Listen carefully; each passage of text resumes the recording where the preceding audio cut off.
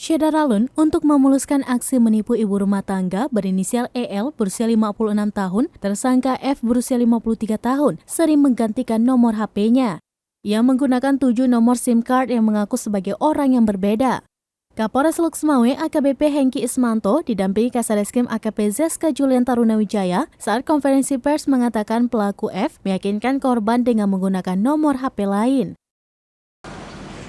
Dalam aksinya, hampir 2 tahun berjalan, tersangka itu kerap menggunakan modus menggantikan handphonenya beberapa kali yang mengaku sebagai sub daripada PT G tadi.